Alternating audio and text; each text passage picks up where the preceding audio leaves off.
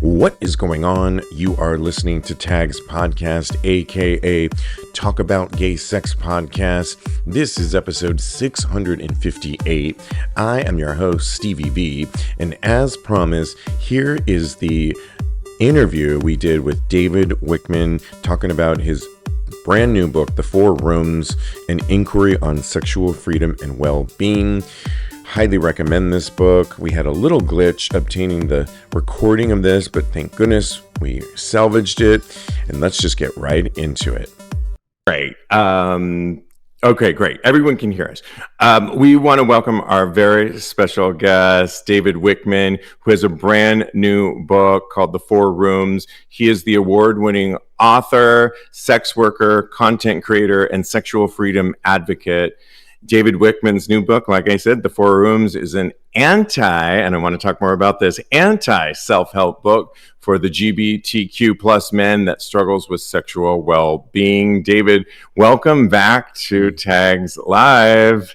How you doing? Thank you. I'm good. I was in a bit of a panic, so I'm trying to because I was like, what's happening here? It was just a blank screen for a long time. Anyways. Got it. Well, thank you for having me. Absolutely. And before we get into it, I wanted to talk about a hot topic with you that somebody wrote back into us. And recently we were talking about a Texas bear community, and it's basically a Texas bear campground, nudist camp that put out a statement on Trans Awareness Day that basically said only cisgender men will be allowed at our camp. They got a lot of pushback by a lot of people. Some groups that were planning their trips coming up in the coming weeks have pulled back. And we stated how we felt on it on episode 657, but I kind of wanted to get your take on it because this is what Chicagoland 9 said. Love your podcast, but I have to strongly disagree with your opinion. Shock about the bear camp. Many gay men are only sexually interested in other cisgender men and don't feel comfortable being in sexual situations with any other types, female, trans, or whatever. A lot of sex parties and most bathhouses have the same policy. Some have special events with broader audiences, but a handful of people don't make the rules for the thousands. I don't know why this camp made their policy so public. So while they do acknowledge the fact that this is maybe the worst time to make this, what do you say? I feel like it's really unfortunate that was the day that they put that letter out. I did read the letter. I'm a part of a group called Gay Camping Friends, and there's 287,000 members in that group. And they took a very strong stand opposing this campsite for not being inclusive to trans men, because trans men can be gay. So I talk a little bit about this in my book, but it's complicated, but at the same time, it's very simple. It's, for me personally, I don't have a lot of experience in mixed spaces where sex is expected or is going on. I can count on one hand how many times I've seen a trans man inside of a sex club or inside of a campsite or whatever. And I just find it fascinating that people would be so, I find it fascinating that people would feel so unsafe. And I would like to continue that conversation because I think it's important for me to be very transparent. I was at a place that planned a sex space that was going to be mixed, and I didn't know about it until after I had already signed up for the event and I was expected to be there, etc. And I panicked because all of the old messages came back to me, and my first reaction was like, who do they think they are? They don't know what they're doing. How could you have a mixed space? That's very unsafe for me. My very first my hairpin trigger reaction was this. And I caught myself and I was like, okay, it's old. It's an old story that we have been telling ourselves culturally for so long, and it's all rooted in this paradigm of separateness, in my opinion. And I told you I had an opinion about this, and that's my opinion. And I went anyway, and there were trans men and trans women, and it was super fun. But I gotta tell you, I was so relieved that it was super fun, because as a gay man, most of the time I'm having sex in the bathhouse or the sex club or at the beach or in the bushes or wherever we're provocatively cruising around and having our little fun times. And I often don't run up against that. And I had to really open myself up to other possibilities. I had to really give myself and the space that was having this event a chance. And I think that's what's missing here, is that this campsite has not given it a chance to see how it goes. At least in my opinion, the way it looks on its face. And there's only 35 all male websites. I mean, campgrounds in the US. And out of those 35, 4 are strictly male only, including trans men, but they will make an exception if there's a male indicator on their ID. Oh, wow. I don't agree or disagree. I'm neutral on that. I think people have a right to run the business the way they want to. But my experience was, I was pleasantly surprised, and I had such a great time. And it was this sense of freedom that I talk about in my book that I hadn't experienced before. And it was after I'd written the book. So I think what's really great, and I'm so glad we pulled you in on this question, and it really brings us into your brand new book called The 4 Rooms, because really, ultimately, I think what you're talking about in the book is making space.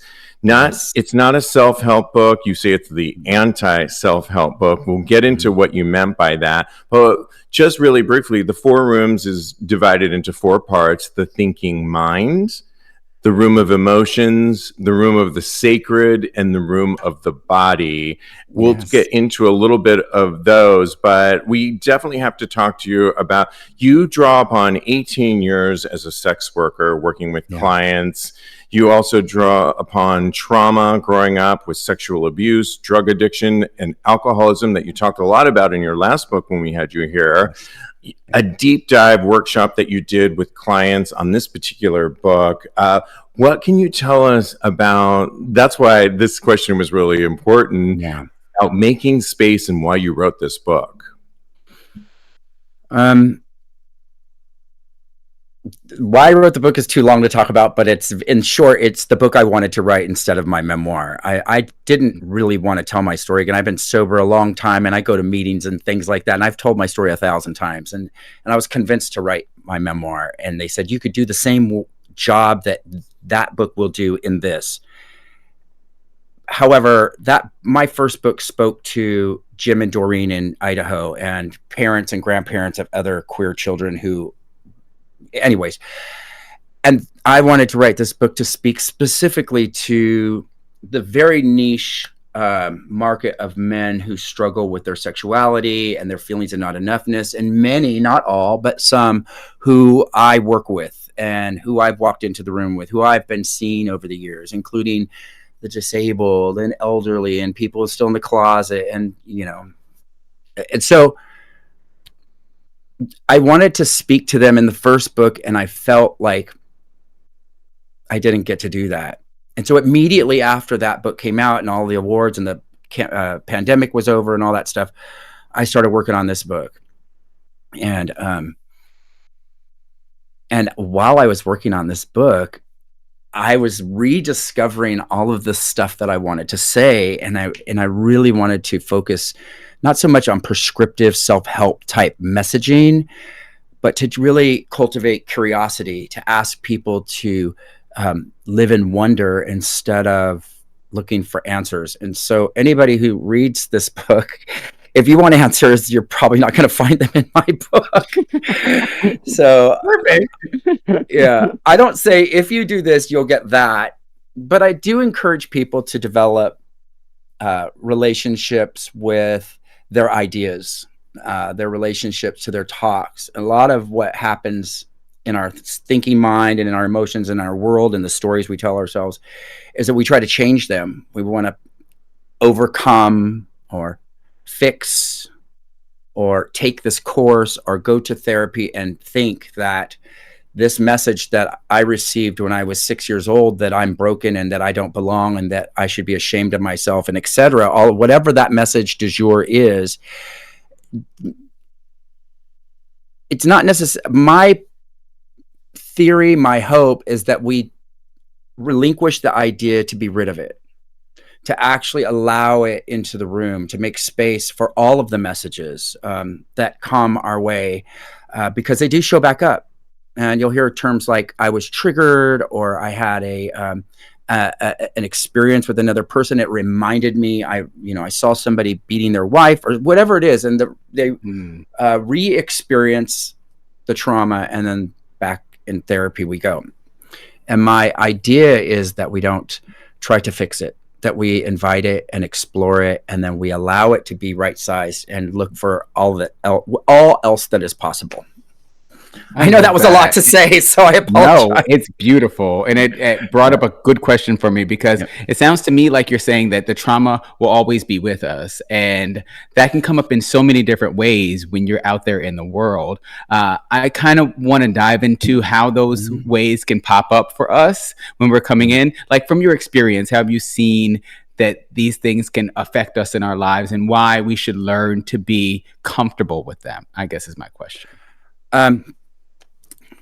That's a great question, and they do come up. Even for me, I experienced a great deal of trauma in my childhood and in my growing up and in all of my dramatic story. If you read my first book, you know it's really intense. And the way that comes up is that, do I say my theory? My theory is I believe it's an imprint. And so if you know about imprinting with wild animals, you know that once a wild bird has been imprinted on you, it thinks you're its mother.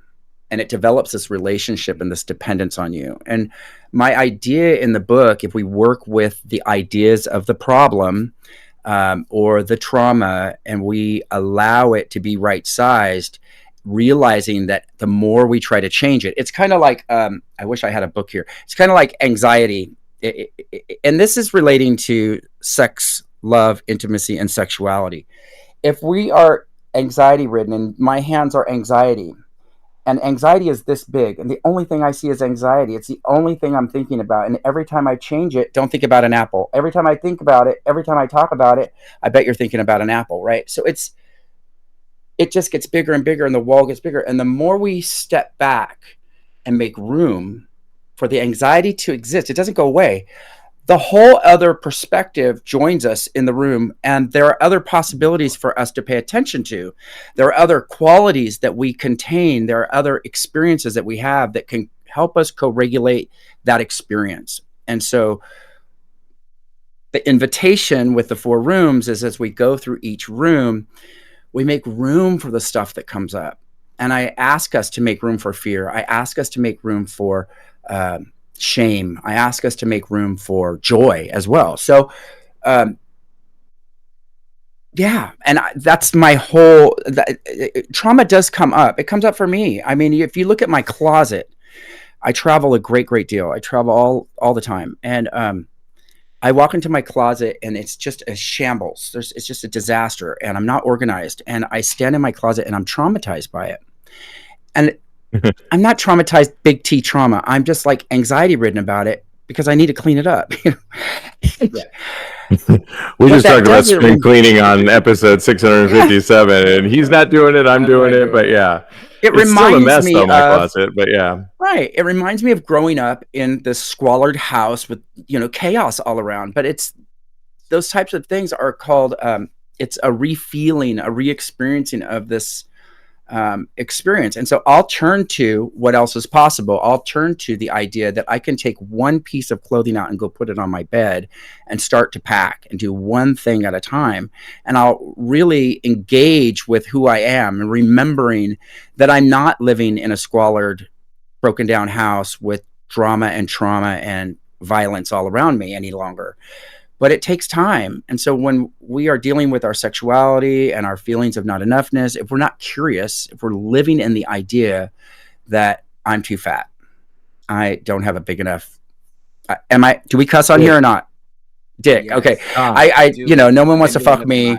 I'm not enough. I don't look like that guy over there. And that's what I talk a lot about in the book, is that we compare ourselves to others because we have received imprints and messages growing up from the church, from society, from television, from our bullies, from our friends, from our lovers, from our parents, that all relate to how we relate to sex, love, intimacy, and our own sexuality and our feelings of enoughness. And so you got me started. I could go on. So no, but we want to get into a few more questions here. I think what's so brilliant about the book and we're talking to David Wichman, because this is an audio podcast as well. We're talking to David Wichman with his brand new book called The 4 Rooms, out now. And one of the things that I think, as I completed the whole book and really got a lot out of each room, and we want everybody to experience that, is that it really is about making space in your home. We all want a bigger home, don't we? So making a larger home and not ignoring the things that come up. So a lot of things resonated with me, the whole room of emotions and anger in particular. I used to deal with anger in a different way than I do now. And when I read that particular chapter, it brought up a lot of how I deal with anger now. I recognize when I see it coming in through me. I used to lash out inappropriately, that I have done a lot of work that I don't now. And that's what I made space. I made the room bigger. So now that I can hear that coming through, and there that is coming through, and now I have more space. And so that's what I think is really amazing about the book, is that you allow us to not say that we're going to get rid of it in this whole book, but that to make space for it, to recognize it, and to also get curious about what we're feeling. And you ask us a lot of questions in the book, but I had a question for you that basically said, as you say, as a sex worker, most of your time you have been the top. Most of your clients have wanted you to be a top in many situations, but to find balance for yourself, you've bottomed. Can you just explain a little bit more about that and what you meant by that? Yeah, sure. Let's get into top and bottom. I love that, though. I truly. So you've read the chapter on name tags. So like I used to, I get name tagged a lot because I have a channel, I'm on Twitter, all these things. And I get this like David SF, the top I got. And I tried to like live in that because my money was coming from that. And if I broke away from that scenario, I could lose my income, things like that. And those were all messages that I was telling, the stories I was telling myself. And I started, being more versatile. But I believe, for me personally, for my self-care, for my own feelings of, desire, is that I love bottoming and I love being the top. I love doing it all. And I really enjoy connecting with other men, and so there's a method to that madness for me personally, from a business perspective, is if I'm spending all of my time, especially if I'm on a lot of my clients are travel clients. So I travel like 3-4 weeks at a time with them. If I'm spending all my time being the giver, which is usually what I am, when I'm in my personal time, I try to be the receiver. I'm not good at it, but I try to be the receiver and need some help. Take cock. Today is Wednesday, and from 10 to 3 p.m. at our local sex club it's like a non-membership day. You can pay $10 and get in, and there's all these hot daddies that go there. It's packed wall to wall with all these retirees, and it's super fun. And so usually I go. Today I didn't, but yeah, I go there and I take dick. Take some dick. Love it. And I make out and I connect with my buddies, so. Love that. Love that. Well, on page 108, paragraph 2, you talk about beach cruising and hooking up and how that can be a sacred experience. I've been doing a lot of hooking up lately. Heard. She's on the internet. She's on the bathroom wall now. Oh my goodness. Who is you telling my business, Steve? I heard. I love it. Oh my goodness. I love it. Okay. All right. Well, now I'm a little embarrassed, but no, it's out don't there. Be. Well, I'm curious how that experience to you and to everybody else can be sacred. Like, what should we be doing? Because I'm taking notes in a journal so that I don't forget them. Yeah. What do you call that notebook again? It's on the bathroom wall. Yeah. What do you call it? What's it called again? What do you call it? Say it. It's brilliant. The hit list or something like that. The hit list. The hit list.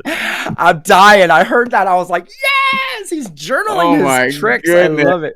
No, because I'm very forgetful and I have had experiences in the past and I've just forgotten all about them. So I'm like, I want to really take this moment and remember all of the experiences because they've been amazing. Well, some of them haven't been so amazing, but most of them have been amazing. And I want to be able to recall that again. Yeah, I love that. My thing about hookup sex is really written in was a space of resistance. And so there's a lot of talk and chatter out there from prospective sex coaches, etc., that say delete all your apps, don't go hook up, don't cruise, don't do all that stuff, because even on one of your podcasts, people were talking about sexual addiction instead of sexual compulsion. But yeah, so it's, for me,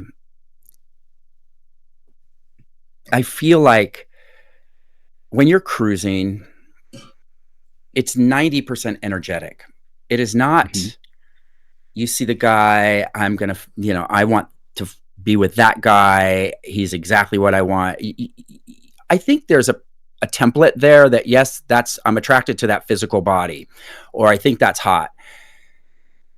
You don't always, especially if you give yourself a chance, you don't always know who you're hooking up with. And I know that's a controversial thing to say, but when you're at the beach and you're cruising and you hook up with somebody, you don't know their politics. You don't know their preferences all the time. You don't have, oftentimes, traditionally, there isn't a lot of conversation. It's just play by the feel method, right? Like, I got this urge, I got this sensation, we're making out, I touched his cock, he touched my cock, he touched my ass. They're signaling, and all of these subtle signaling comes physical, but it's also energetic, and you kind of catch it, right? And when you're cruising, when you've been rejected or when somebody's not interested, they turn their eyes away. It's really that simple. The reason why I believe that it's very important and sacred is because if we are spending all of our time looking for Mr. Right or MX Right, whatever it, the one, and we haven't practiced, we haven't found out and gotten curious about what we really enjoy, we haven't given ourselves a chance to bottom or top, because we've decided maybe possibly somewhere along the way that we are this thing, right? And I talk about this in the book. We've decided I'm a top. I've decided I'm a top. I'm only going to top. I don't like bottoming. And that may very well be true for a lot of people, and that's great. But there are 1,000 other things that you can do that are more receiving, and they're more submissive-ish in, passionate engagement. And so I feel like it's important for people to get out and I say it 1,000 times in the book, I think, practice, because nobody's standing there in high school or after high school or when we're saying, I'm going to show you how to have sex and connect with guys and develop relationships. And, and we can take all the courses we want. We can do all of the self-help stuff we want and learn from our mentors and people. But unless we are actually practicing and engaging with a variety of men, whatever your type is can be flexible, and we stay curious, then we open ourselves up to more information, and that information we take on, and some of it we let go of. And like you said earlier, some of those hookups were super hot and some were not. There's a lot of information in each one of those, and I'm dying to read your hit list because I'll send it to you. I'll be a collaborator. Okay. No, I want to offer one more thing too. Sure. I think that before I was so caught up with looking for Mr. Right that a lot of the experiences that I had, I didn't appreciate them. So when I found Mr. Right, I felt like I was missing out on something. Does that make sense? Because and now that I'm more attuned with hooking up, I find that I'm more appreciative of it. I don't know if that's the right word, but I that's definitely a sentiment I want to put out there. So yes. Oh, I love that. Yeah. Yeah. I mean, I think one of the beautiful things about the book is you're helping us obtain, whether we ever really can, sexual freedom, and how that can evolve over time, and use these rooms that are all a part of us. One of the rooms that many of us can relate to is the body. The body can be, and there's this beautiful moment where you talk about I think it's called the swagger, the inner swagger that we all have. And you tell a story about somebody that walked through a room that maybe for all intents and purposes didn't have that prototypical gay body that we've seen in the magazines, but they walked into this adult after hours party, sex party, with a swagger. They owned it. And there was other people similar to him that had similar bodies, but they were against the wall. And can all relate to that moment. I know you put yourself in that box at times. I definitely can relate to that at times too. But it was that one guy that really resonated with you, and it was that inner swagger dealing with the body. Can you just share a little bit more about that and what you were talking about?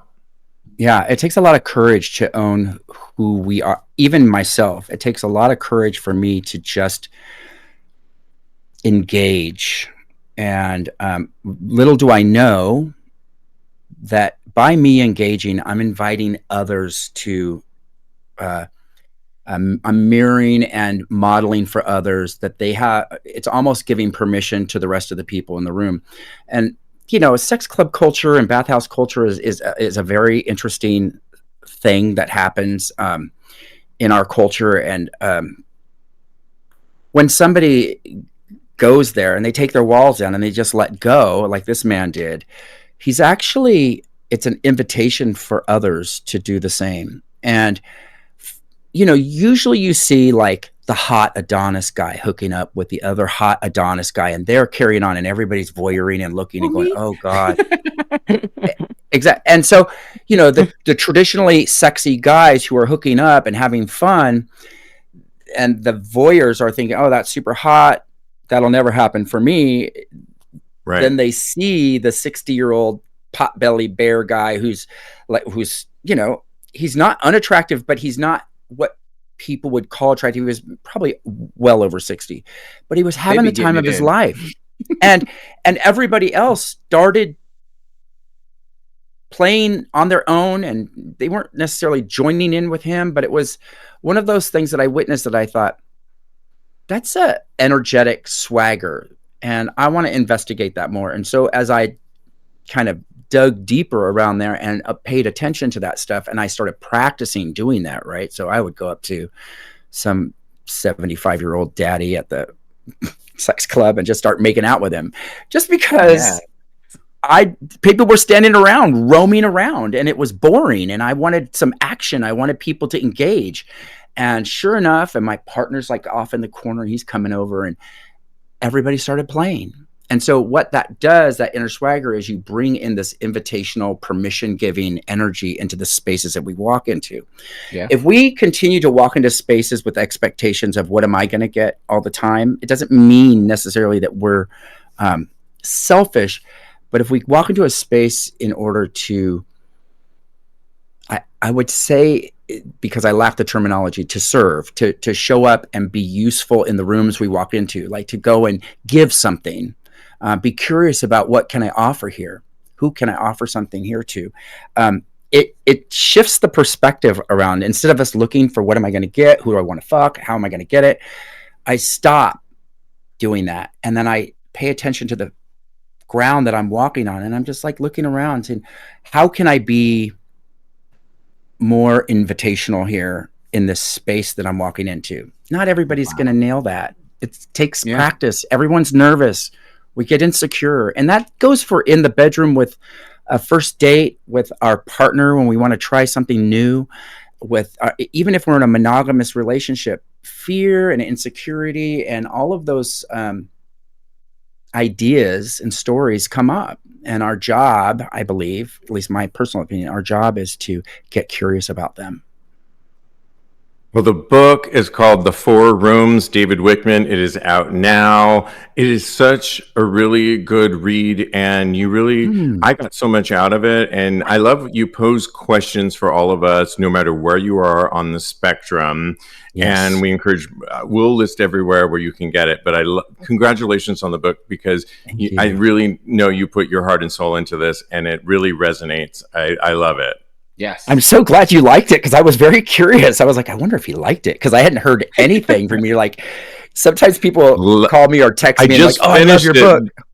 Oh, I love it. I finished it this morning. So yeah, cool. But before we go, we thought we'd play a game with you where we'd ask you, where do you fit on the spectrum? Dance club or sex club? Oh, both. I fit right in the middle. Like, I want to go to the dance club that has the play space. Take it for both ends. Right. So have you ever, like, a lot of clubs will have like a little back room. You can be in the middle. Yeah. We love it. Sure. So polyamory or monogamy? Oh, definitely polyamory. But I do love a monogamous. I do think monogamy is an interesting and challenging journey for many people, and I get really curious about it. I have never been in a monogamous relationship. So really? Oh, wow. But I love the idea. I think it's beautiful. Twink or daddy? Oh, daddy. Yeah, actually, that both. was easy. Both. Yeah. Okay. Again, you're Eiffel Tower in it. Dom or sub? Dom.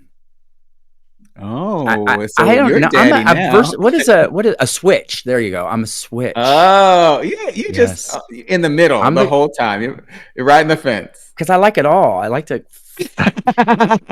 do it all. Perfect. Speedo on the beach or naked on the beach? Oh, naked. Definitely naked.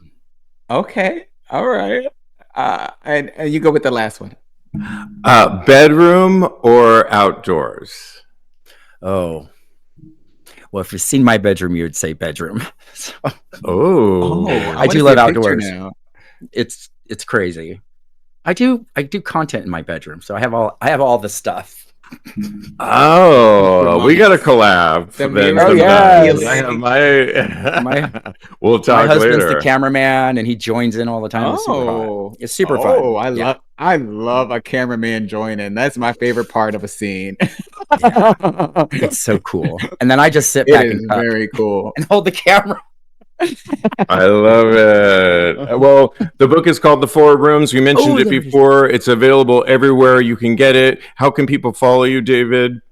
davidsworld.me. It's that easy. davidsworld.me on Instagram. davidsworld.me is my website where my book is available and all of the events. I'm doing tons of book signings at sex clubs and resorts and bookstores and all kinds of fun stuff. So regular bookstores, not adult bookstores, but clothing optional resorts for men, etc. So I'm having a blast with this book because I didn't get to tour the first one. So this one I'm definitely touring. Because of COVID. Well, congratulations. Yes. That's right. I was looking at our emails and it was 2020 at the time. So congratulations, right. David. We'll keep in touch and we love the book. Really awesome. I got to tell you, I'm so happy about that. Thank you. No. Well, remember, you can always head over to our Tags Patreon community and consider grabbing a tier or become a free member first, where you get behind the scenes coverage of Tags podcast. Well, in the meantime, continue having hot, gay sex.